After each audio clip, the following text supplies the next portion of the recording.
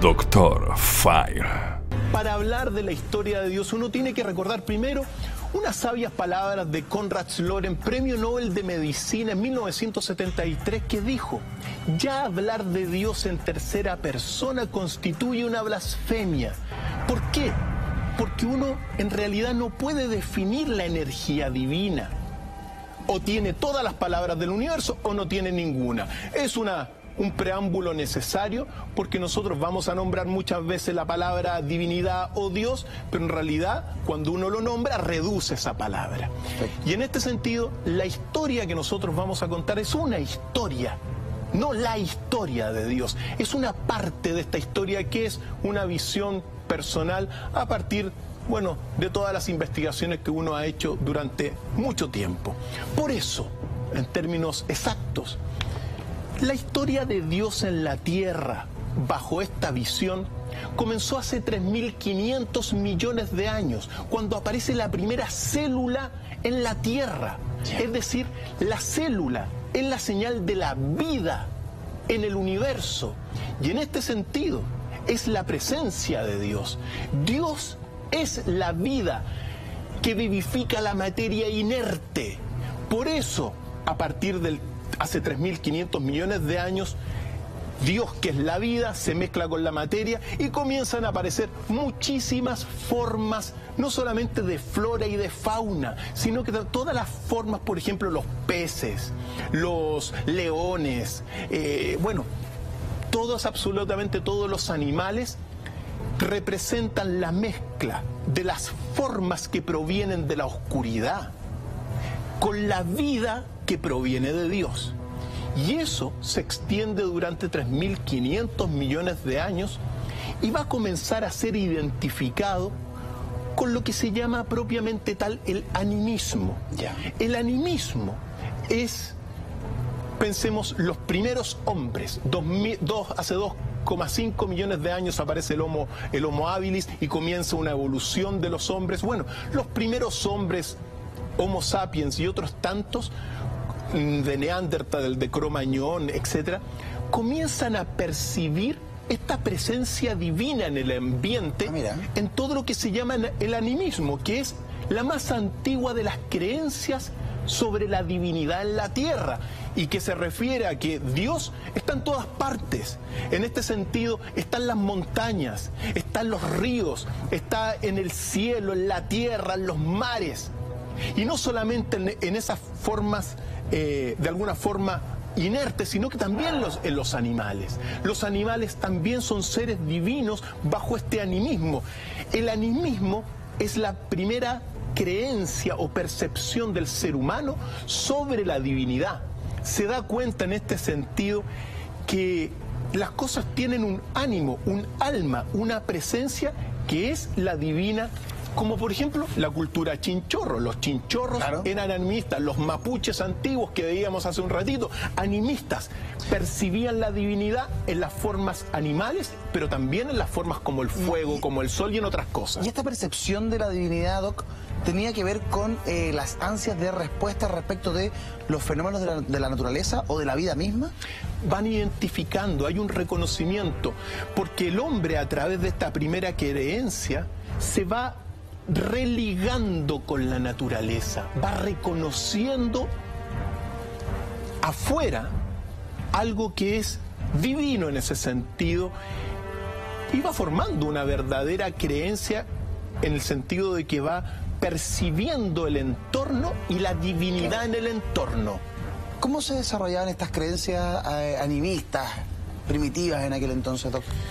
Bueno, primero que nada, se reconocía la existencia de muchos dioses y también de muchos espíritus. Los espíritus de los animales, dioses de los, bueno, de la lluvia, del trueno, pero también era una creencia que creía, por ejemplo, en los viajes astrales. Muchas de estas formas divinas se podían comunicar con el hombre a través, por ejemplo, de rituales chamánicos utilizando plantas enteógenas. Las plantas enteógenas son aquellas que te permiten de alguna fe, muchas veces, percibir a la naturaleza, percibir la divinidad que hay en la naturaleza. Por eso son plantas como la ayahuasca, como el peyote, como el San Pedro, como la cannabis, que contienen a un Dios adentro.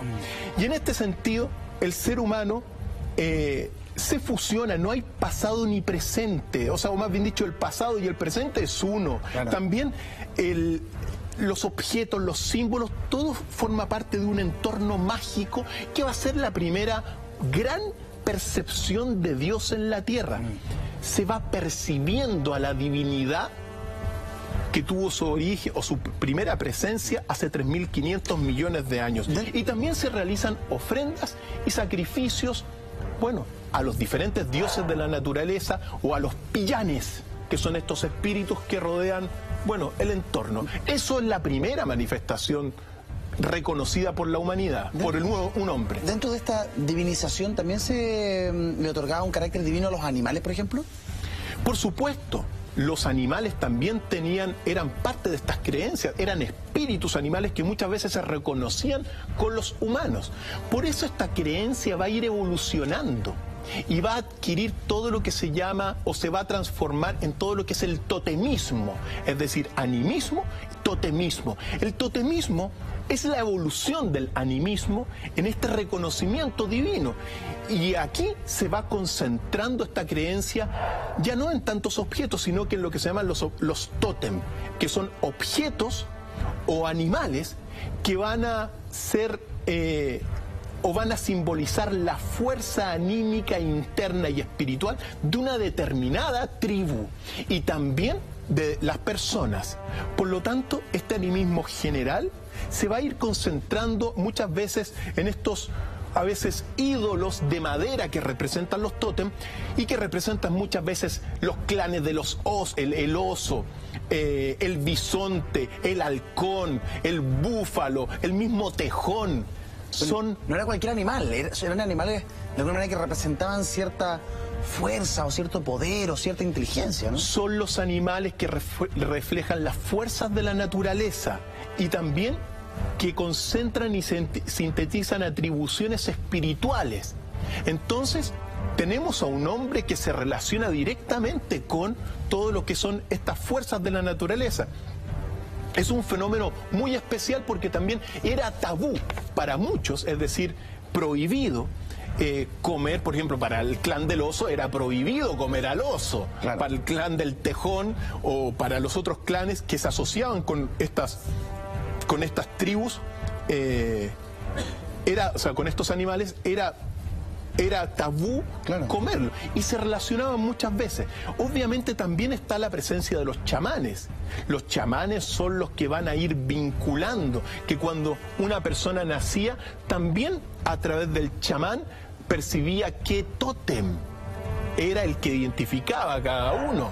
Por lo tanto, de alguna forma, todo estudio astrológico está presente, o sea, los más antiguos estudios astrológicos en este sentido que relacionan a un ser, a un animal con el hombre, está en el totemismo claramente, claro, muy importante. Y en este sentido el hombre va igualando las virtudes divinas presentes, ojo, en estos animales, que es la vivificación de las formas. Hay una mezcla. Dios y la materia se mezclan en todo lo que vemos en la naturaleza, claro, y en las fuerzas que hay. Ahora, esto está presente en prácticamente todos los continentes de la Tierra, ¿ya?, y va a ir dando paso el totemismo, es decir, animales que representan a las tribus, a todo lo que va a ser el politeísmo. El politeísmo, donde aparece evidentemente las principales figuras, todo lo que son las figuras zoomórficas, dioses, mitad hombre, mitad animales. Pero entre este paso del totemismo a todo lo que es el politeísmo, que va a ser el primer sistema religioso complejo, aparece la primera revelación de Dios en la tierra. ¿Cuál fue esa? Esa primera revelación se llamó Krishna. Muy importante porque Krishna es el primer profeta, en este sentido, puente entre la divinidad y el hombre que pisa la tierra. ¿Ya? ¿Y por qué es importante Krishna? No solamente porque fue el primer profeta, no solamente porque entregó, bueno, grandes sabidurías en los Vedas, sino porque dentro de esta historia de Dios es la primera revelación de Dios en la tierra a la humanidad. Y es el primero que define y que nombra la palabra Dios en la historia. En el sánscrito antiguo, Deus o Diaus. Ese sánscrito antiguo, lenguaje donde es el primero que lo pronuncia es Krishna, va a dar paso a Zeus, griego, a Deus, latino, y a Dios, en castellano. Por lo tanto, dentro de esta historia uno puede decir que hay un antes y después de Krishna, en el sentido en que hay un antes de la palabra Dios y un después de la palabra Dios. Es decir, antes de Krishna no hay registro de que alguien haya nombrado la palabra Dios en la tierra. Y después de Krishna, todos comienzan a nombrar la palabra Dios en diferentes lenguas, pero todas a partir de del Deus o Diaus de Krishna. ¿Y cómo lo representa? ¿O hay alguna imagen que se asocia? Por supuesto que sí. Lo representa a este Dios en forma de huevo del mundo. Luz sagrado, macho, hembra, esencias de la inteligencia y la mente, luz sagrado unidos en un huevo desde la eternidad. Esa es la representación más antigua de la revelación de Krishna. El hombre y la mujer unidos en una esencia desde la eternidad, o la primera manifestación divina de Dios en la tierra es esta, y que está acompañado con cualidades como la inteligencia, la sabiduría, la conciencia, el conocimiento, que son cualidades netamente espirituales.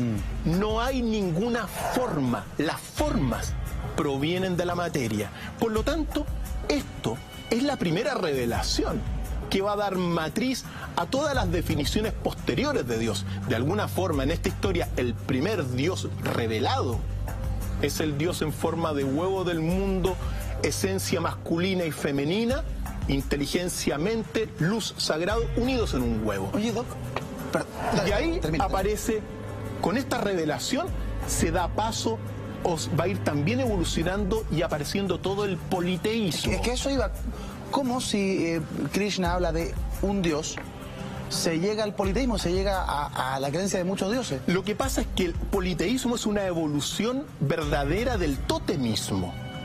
Y en este cambio es cuando aparece la primera revelación. Entonces ya la revelación, momentito, aquí estamos en carácter divino, es decir, queda Krishna. En este sentido, es un enviado de la divinidad original para traer orden a un mundo en desorden. Y el orden que trae es este que acabamos de señalar. Pero el mundo va a ir desarrollando igualmente el politeísmo. Politeísmo que tiene relación con el primer sistema civilizatorio y religioso complejo que existe en la Tierra de carácter religioso. Es decir, ya el politeísmo lo que hace es religar, reunir al hombre con todas estas fuerzas de la naturaleza, pero ya identificadas sobre todo en lo que se llaman los dioses zoomórficos. Ahora, dentro del politeísmo hay es un sistema jerárquico complejo. No hay dualismo, sino que cada divinidad tiene y se le venera de diferentes formas. No hay una solamente forma de venerar a las divinidades. Pero sí es importante decir una cosa, que toda persona que pretenda hacer una genealogía de los dioses zoomórficos, es decir, mitad hombre, mitad animales, ha puesto un fracaso seguro. Y además, perdón, no existe esta idea del bien y el mal como la concebimos hoy, sino que cada dios representa algo. ¿Qué vendría a representar cada uno? Diferentes cosas. Hay infinidad de dioses en todas partes del mundo, la India, África. Pero sí uno puede, dentro de este politeísmo, este es el dios Ganesh de la India, mitad hombre, mitad elefante. Fundamental. ¿Es la bondad? Mira, es muchas cosas. Es sabiduría, la abundancia, la bondad también. Hanuman es el que preserva las tradiciones antiguas. Hanuman es el dios mono que preserva las tradiciones antiguas de la humanidad. Pero dentro de este dentro de este politeísmo, uno no puede, digamos, las genealogías dan para mucho, Claro. pero sí puede reconocer los estratos divinos. Ya. Y en este sentido uno tiene que reconocer al menos 6 estratos, 8 estratos que se repiten en todos los politeísmos. Primero, la unidad. Segundo, la biunidad o el huevo. Tercero, la trinidad cósmica.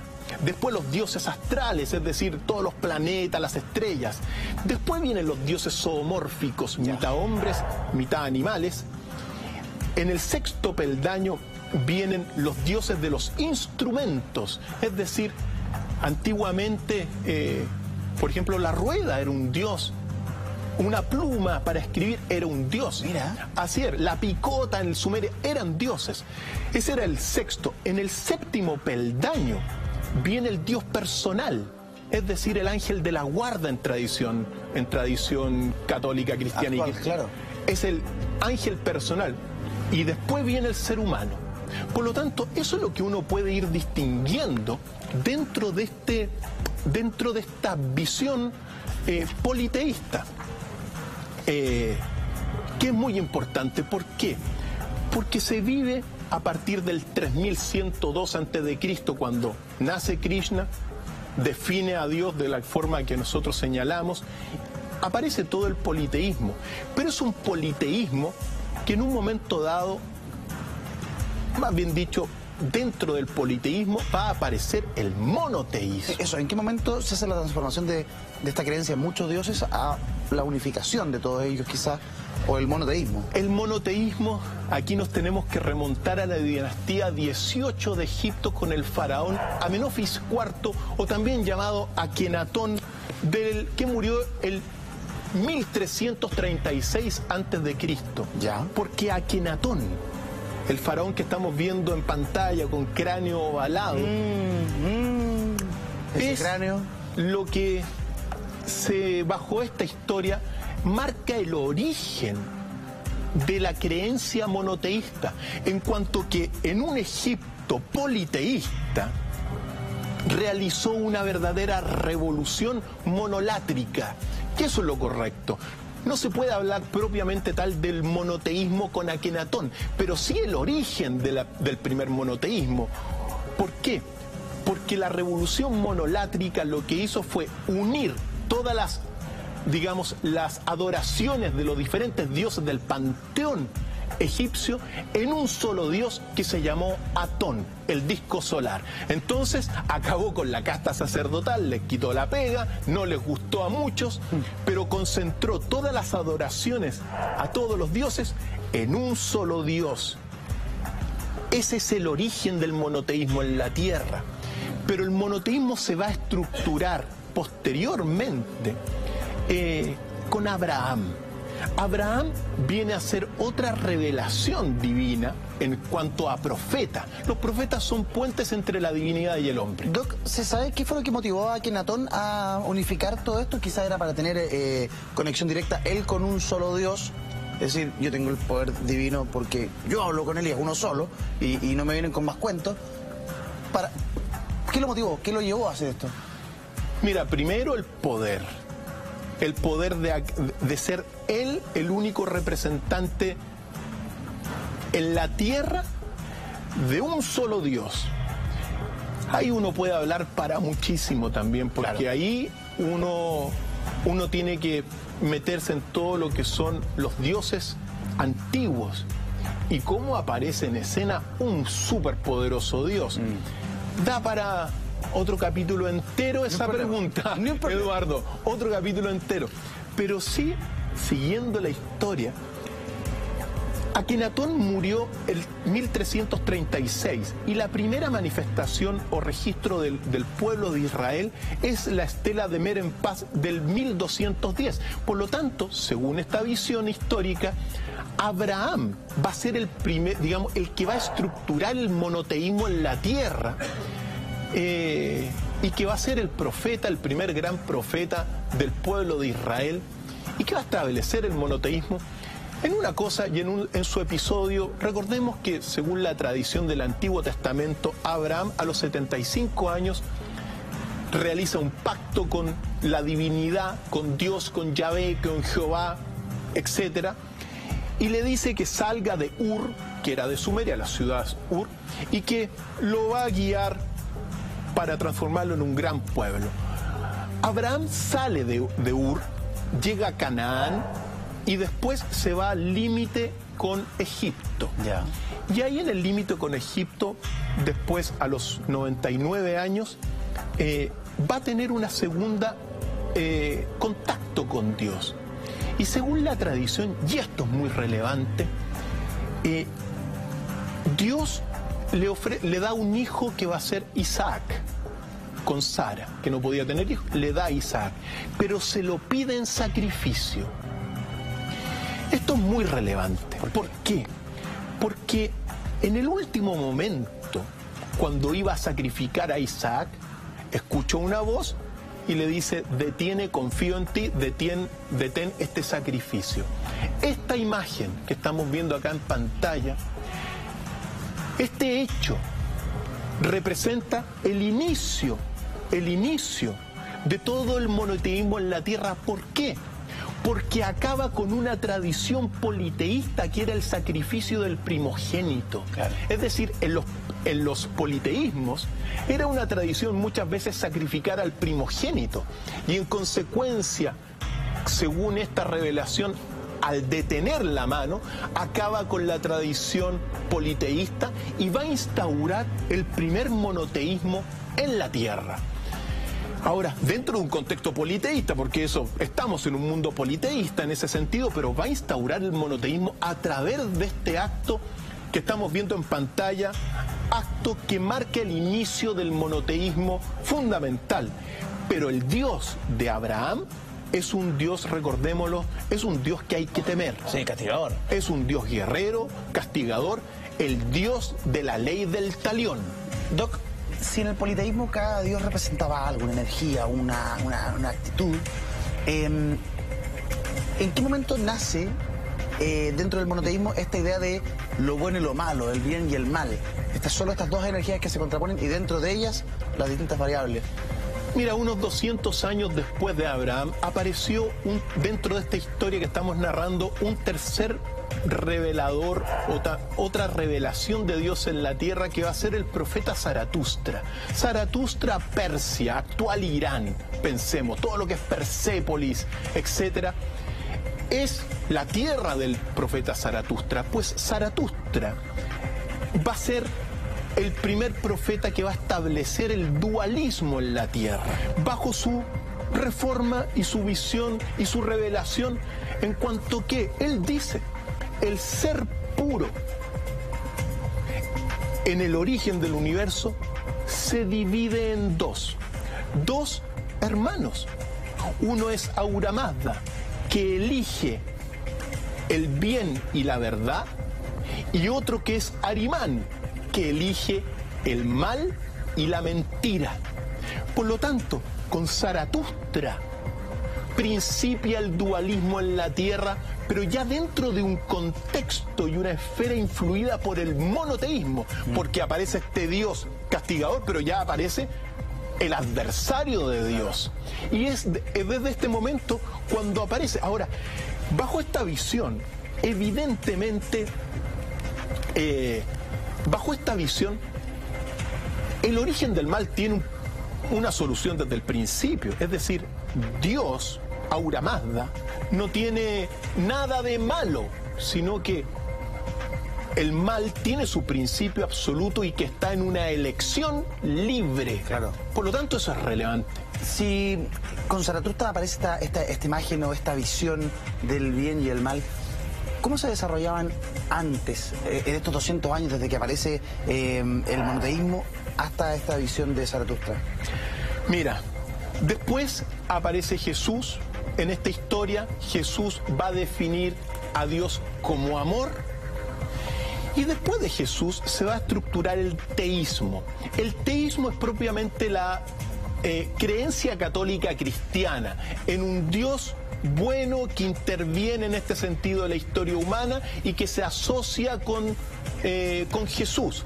Los que estructuran esta visión de teísta son principalmente San Agustín, San Anselmo y Santo Tomás. Y quien la lleva a la práctica en este sentido es todo quien va a ser Carlomagno. Por lo tanto, con el teísmo católico cristiano de estos primeros autores, se va a establecer la creencia, ya es un monoteísmo, pero es propiamente tal un teísmo, en cuanto que se resume y sintetiza en 5 puntos muy fundamentales: amar a Dios con todo, yo soy el camino, la verdad y la vida, ama a tu prójimo como a ti mismo, y no tengáis miedo y la verdad os hará libre. Eso es lo que sintetiza esta visión teísta católica cristiana de este monoteísmo, ahora en este ambiente de Dios.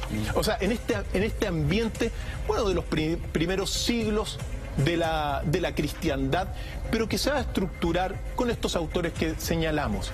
¿Qué es lo que sucede después en esta historia que tenemos que pasarla así de rápido? Sí, claro, no estamos haciendo un cámara rápida de Efectivamente. historia, pero está bien. ¿Qué es lo que sucede después? Aparece después del teísmo, en el siglo XIV va a comenzar el origen de lo que se va a llamar el deísmo. El deísmo ya no es el Dios de la Biblia, sino que es el Dios de la razón, el Dios del racionalismo, el Dios del método científico. Doc, pero antes de esto, antes de este día del siglo XIV, estamos hablando de Edad Media, ¿cuál fue la relevancia de Jesús? ¿Cuál fue la importancia de Jesús a partir de cómo se comenzó a visibilizar a Dios, más allá de que Jesús haya definido que Dios era amor? Bueno, con estos autores que habíamos señalado, San Anselmo, Santo Tomás de Aquino, San Agustín, se va a conformar una creencia en cuanto que, mira, el núcleo de esta creencia es que Dios se encarnó en un hombre. Ese es el núcleo y la clave del cristianismo, del teísmo, ¿ya? Y este hombre fue Jesús. Ahora, Jesús, dentro de este escenario, lo que hizo fue anunciar, es el primer profeta que anuncia a Dios como un Dios de amor. Eso es lo particular, porque el Dios de Jesús es distinto al Dios del Antiguo Testamento. Claro. Es muy distinto el Dios del Antiguo Testamento. Aquí no vengan a decir que es el mismo Dios, teológicamente es imposible sostener. Doctrinalmente es imposible, por más que retuercen los conceptos, no se puede decir que el Dios del Antiguo Testamento es el mismo del Nuevo Testamento. Claro. Eso es así. Son muy distintos. Porque... O es un Dios bipolar. O era un Dios bipolar. Entonces, eso. ¿Y Jesús qué te dice? Jesús te dice, bueno, no tengáis miedo. La verdad os hará libres.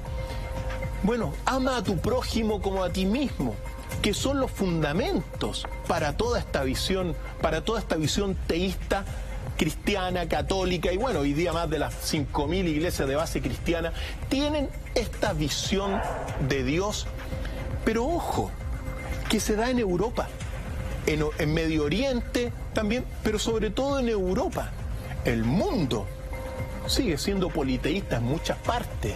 Hay que tener esa observación. No es que el mundo se transformó en politeísta, porque si uno viajaba al Oriente, seguía el politeísmo. Y ahora pasa el tiempo, pasan los siglos y llegamos a un momento en que la humanidad, las civilizaciones comienzan a desarrollar la ilustración, la ciencia, el conocimiento, el entendimiento. ¿Cómo eso afecta a la religiosidad? ¿Qué es lo que sucede? Estamos viendo la historia de una evolución divina. Mira, la evolución divina ocurre en historia de las religiones por un fenómeno que se llama especialización naturista. Es decir, todos estos cambios de la idea de Dios en la historia se da por especialización naturista y a partir de un Dios original que es un Dios celeste, como lo habíamos visto, luz, ya en ese sentido. Entonces, llegado el siglo XIV y particularmente todos los siglos del método científico, es decir, del 1650, 1700 y 1800, aparecen los grandes racionalistas, es decir, los que aplican el método científico al estudio de la realidad y que van a concebir otra idea de Dios o una evolución de esta idea de Dios que se va a llamar el deísmo. El deísmo es propiamente tal el Dios de la razón, el Dios del racionalismo, o también llamado el Dios, el gran arquitecto. La causa primera de todos los fenómenos de la naturaleza es este Dios deísta, que no tiene nada que ver con el Dios teísta. Claro. Es el gran relojero, el que estructura todo este mecanismo universal y que existe y se da constancia de esto. Pero el deísmo, recordemos grandes autores deístas en este sentido, Jean-Jacques Rousseau, Thomas Hobbes, Voltaire, Diderot, d'Alembert, George Washington, Benjamin Franklin y tantos otros, van a concebir a este Dios de Einstein también, al Dios responsable por la armonía del universo. Solamente eso, pero el universo evoluciona. El universo está estudiado por las leyes, o dicho de otra forma, a través del método científico y estudiando las leyes de la naturaleza, las fuerzas de la naturaleza, uno puede conocer a este gran arquitecto. No tiene nada que ver con ir a misa, este deísmo, ni nada que eso. Claro.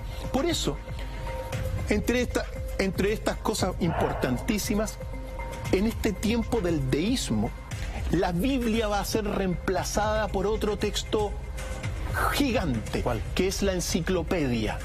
La enciclopedia reemplaza a la Biblia en el deísmo y va a dar paso hasta el día de hoy en un conocimiento universal, racional, de la A a la Z, de todo el conocimiento del universo, que es la enciclopedia. O sea, da la sensación, o lo que yo voy entendiendo es que de alguna manera antiguamente se creía en la Biblia de manera literal, era la verdad absoluta e irrefutable.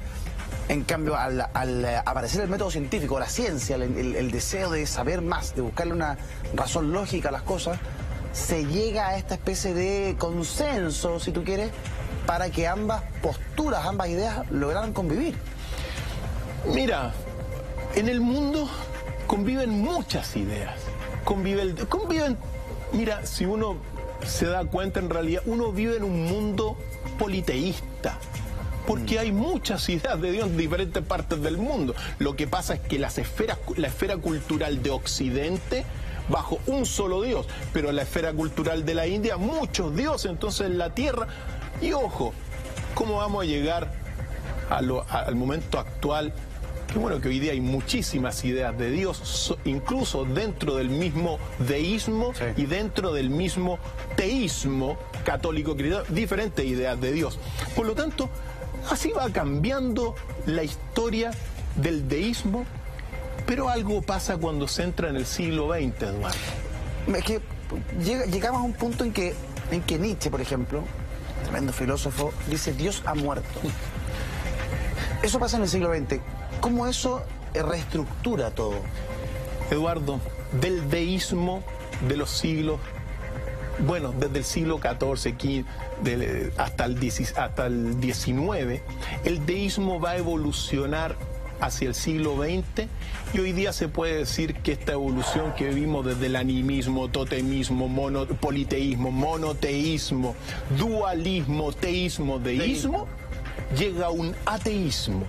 Nosotros hoy día realmente estamos en una ausencia de Dios. Estamos en un siglo, o el siglo XX más bien dicho, fue un siglo que mató a Dios. Piensa tú en las guerras mundiales, piensa tú en la Guerra Fría, piensa tú en los genocidios sistemáticos, en lanzar las bombas, sí, en el materialismo, en el consumismo, en todo el perdido de sentido de lo sagrado, en la potencialidad de la mentira. El siglo XX mata a Dios.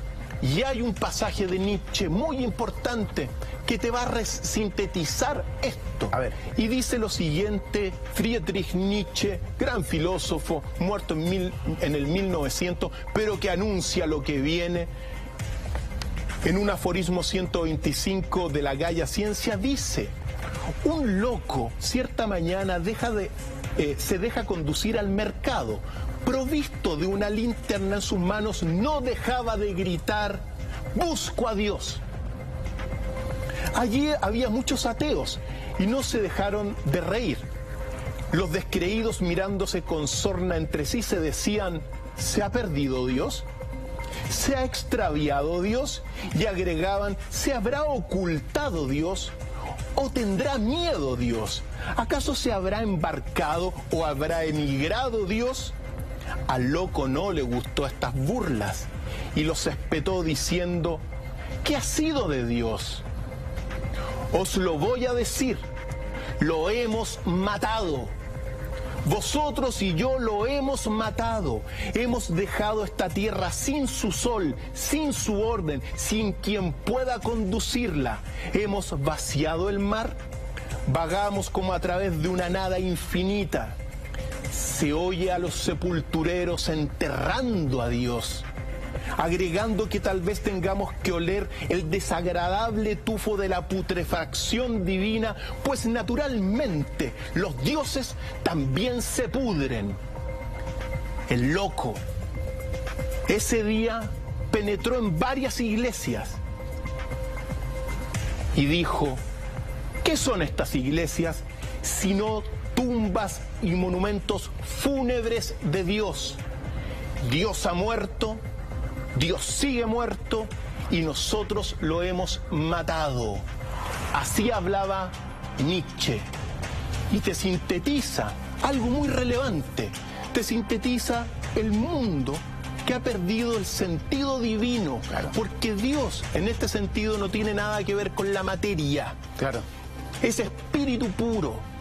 Ahora, también recordar dentro de este contexto todo lo que es el Concilio Vaticano II, el concilio social de la Iglesia, que dijo en su momento dado en los años 60, el peor ateísmo no es el de aquella persona que se levanta y dice yo no creo en Dios o Dios ha muerto, sino que el de aquella persona que diciendo creer en Dios, yendo a la iglesia, golpeándose en el pecho, al salir de la iglesia actúa como si Dios no existiese.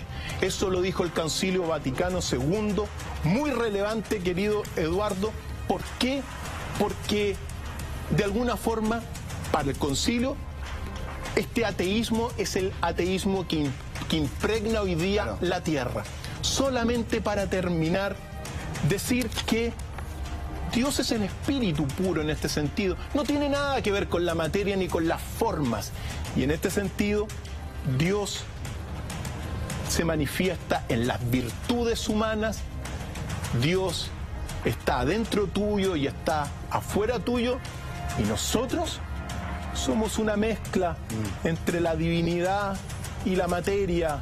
Hemos hecho una revisión de una historia de Dios, que no de una historia subjetiva. Claro.